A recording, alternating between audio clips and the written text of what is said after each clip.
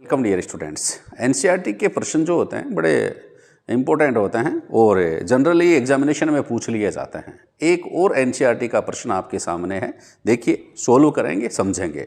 क्या है कि शुष्क बर्फ किसे कहते हैं। सिंपल सा प्रश्न है। ऑप्शन आपके सामने आ जाते हैं कि गैसीय CO2, ठोस H2O और द्रव CO2 और ठोस CO2।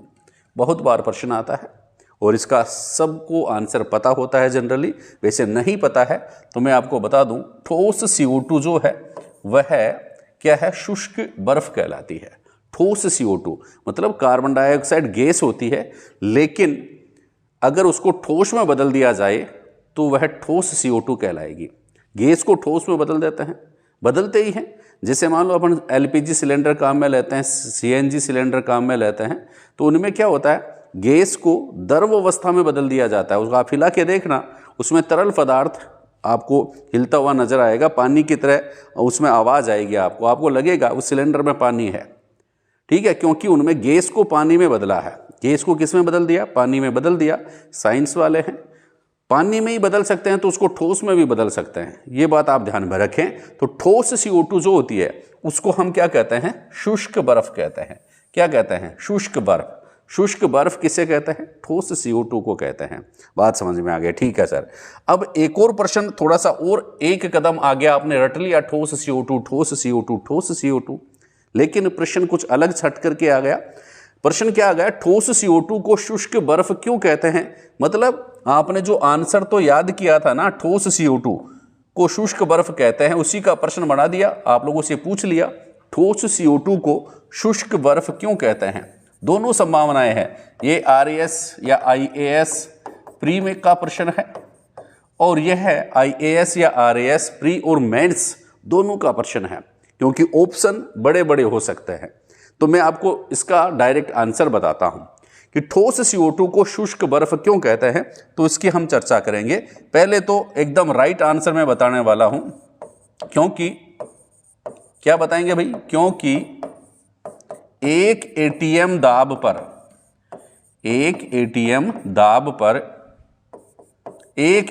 दाब पर सुनना ध्यान से, एक ATM दाब पर ठोस CO2, एक ATM दाब पर ठोस CO2 बिना द्रव में बदले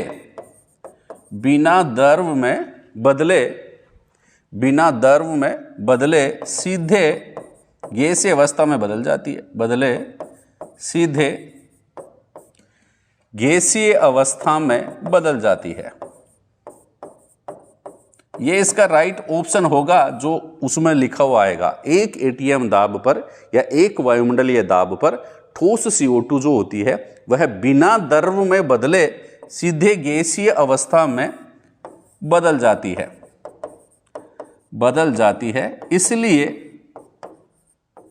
इसलिए ठोस CO2 जो होती है वह क्या कहलाती है, शुष्क बर्फ कहलाती है, क्योंकि यह द्रव में बदलती नहीं है। क्योंकि बिना द्रव में बदले सीधे गैसीय अवस्था में बदल जाती है। इसको हम क्या कहते हैं, इसलिए ठोस CO2 को शुष्क बर्फ कहते हैं। समझिए बात को, कि आप सोचेंगे सर समझ में नहीं आया कि एक ATM दाब पर ठोस CO2 बिना द्रव में बदले सीधे गैसीय अवस्था में बदल जाती है, इसलिए ठोस CO2 को शुष्क बर्फ कहते हैं। अब यह कंसेप्ट समझने के लिए मैं आपको इसके बेसिक बातें बताता हूं। देखिए कैसे, पदार्थ की 3 अवस्थाएं होती है बच्चा। कौन कौन सी, देखिए पदार्थ की 3 अवस्थाएं हैं। नंबर 1 ठोस, नंबर 2 द्रव और नंबर 3 गैस, ठीक है। अब इसमें देखिए गैस जो होती है उसके कण जो होते हैं ना बच्चा, यह बहुत दूर दूर होते हैं, यहां पर, ठीक है। और द्रव के कण जो होते हैं ना बच्चा, ये थोड़े से इनकी तुलना में थोड़े से पास होते हैं। किसकी तुलना में, गैस की तुलना में। और जो ठोस जो होते हैं ना बच्चा, उसमें कण बहुत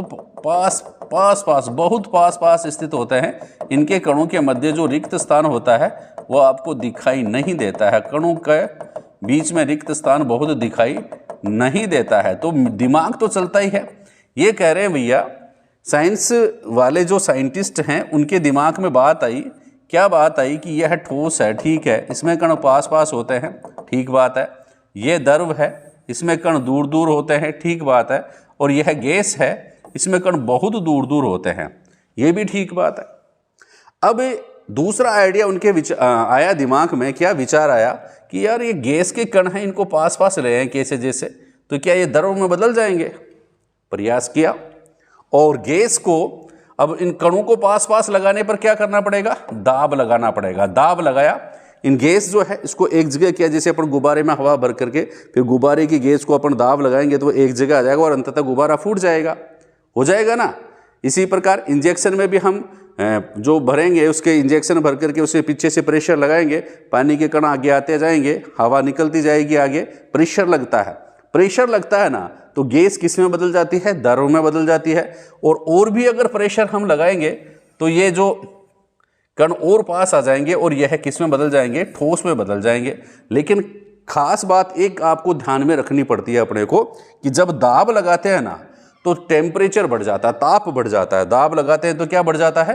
ताप बढ़ जाता है, ताप। इसलिए क्या कर लेंगे? ताप कम करते जाएंगे, साथ साथ में क्या करते जाएंगे? ताप कम करते जाएंगे, दाब बढ़ाते जाएंगे, ठीक है। जब दाब बढ़ाते हैं, ताप कम करते हैं, तो इस गैस का जो ताप था उससे कम ताप तो इस द्रव का रहेगा, ठीक है। फिर दाब बढ़ाएंगे, फिर और कम ताप करेंगे, ठोस बदलेंगे तो बहुत कम ताप कर देंगे, और बहुत कम ताप इस गैस की तुलना में यहां बहुत कम ताप होगा। बहुत कम ताप होगा ना बच्चा, ताप बहुत कम होगा तो यह जो ठोस बनेगा बहुत ठंडा होगा, बहुत ठंडा, ठीक है। इसी प्रकार जब कार्बन डाइऑक्साइड गैस थी, इसमें क्या किया? दाब बढ़ाया, ताप कम किया, दाब बढ़ाया, ताप कम किया, तो ये कार्बन डाइऑक्साइड किस में बदल गई? ठोस CO2 में बदल गई। जैसे ये ठोस में बदली, इसका क्या गुण और आ गया? ये बहुत ठंडा हो गया। और बहुत ठंडा होने पर इसको हम क्या कह दिया? क्योंकि बर्फ भी ठंडी होती है इसलिए इसको हमने बर्फ कह दिया। लेकिन बर्फ तो क्या होती है? बर्फ को जैसे हम वापस गर्म करेंगे ये तरल द्रव में बदल जाएगी और द्रव से फिर किस में? गैस में बदल जाएगी। जैसे ही गर्म करेंगे तो किस में बदलेगी? द्रव में बदलेगी ना। लेकिन ठोस CO2 जो होती है वह इस ठोस अवस्था से सीधे ही गैस अवस्था में बदल जाती है, द्रव अवस्था इसमें नहीं आती है। कार्बन डाइऑक्साइड, ठोस कार्बन डाइऑक्साइड जो होता है, इसको जब हम किस में बदलते हैं? गैस में बदलते हैं, तो ये द्रव अवस्था में नहीं बदल करके सीधा गैस अवस्था में बदल जाता है। चूंकि इसमें कोई द्रव अवस्था नहीं आती है, इसलिए इसको हम क्या कहते हैं बच्चा? शुष्क बर्फ कहते हैं। क्या कहते हैं? शुष्क बर्फ कहते हैं। ये बात आप ध्यान में रखना, ठीक है।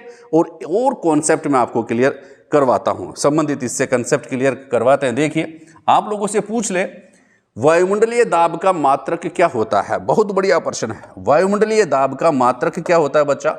आप बताएंगे ATM। ATM का मतलब एटमॉस्फियर, एटमॉस्फियर, ठीक है। यह बात समझ में आ गई कि वायुमंडलीय दाब का मात्रक कितना होता है? एटमॉस्फियर होता है। दूसरी बात, एक एटमॉस्फियर की वैल्यू कितनी होती है? तो आप कितनी बताएंगे अभी? 1.01 इंटू 10⁵ 1.01 गुणा 10⁵5 पास्कल। समझे बात को? और जब वायुमंडलीय दाब का मात्रक हो गया एटमॉस्फियर, ठीक है। लेकिन और भी वस्तुएं दाब लगाती हैं। मेरे में वजन है खूब सारा, मैं भी आपकी उंगली मेरे पैरों के नीचे रखोगे तो वो दाब लगेगा आपके उंगली पे, तो उस दाब को हम क्या कहते हैं? दाब का मात्रक होता है पास्कल। क्या होता है बच्चा? पास्कल होता है। वायुमंडलीय दाब का मात्रक क्या होता है? ATM या एटमॉस्फियर होता है, ठीक है। एक ATM बराबर 1.01 गुणा 10⁵5 पास्कल होता है। दाब का मात्रक होता है पास्कल। सामान्य दाब किसे कहते हैं? समुद्र की सतह जो होती है ना, समुद्र की सतह पर वायु का दाब, वायुमंडलीय दाब कितना होता है? समुद्र की सतह पर वायुमंडलीय दाब 1 ATM होता है बच्चा। कितना होता है? 1 ATM। इसे क्या कहते हैं? सामान्य दाब कहते हैं। इसे क्या कहते हैं? सामान्य दाब कहते हैं। ये ध्यान में रखना। आप लोगों से पूछ ले सामान्य दाब क्या होता है, तो आप बताएंगे क्या कि समुद्र की सतह पर वायुमंडलीय दाब 1 ATM होता है, जिसे सामान्य दाब कहते हैं। ठीक है, प्रश्न पूछ ले भाई समुद्र की सतह पर वायुमंडलीय दाब कितना होता है, 1 ATM। ठीक है, जिसे क्या कहते हैं, सामान्य दाब कहते हैं। तो ये कुछ टर्मिनोलॉजी हैं, ये भी आप ध्यान में रखेंगे, प्रश्न बनता है। ठीक है बच्चा, पढ़ते रहें, आगे बढ़ते रहें। थैंक यू, धन्यवाद।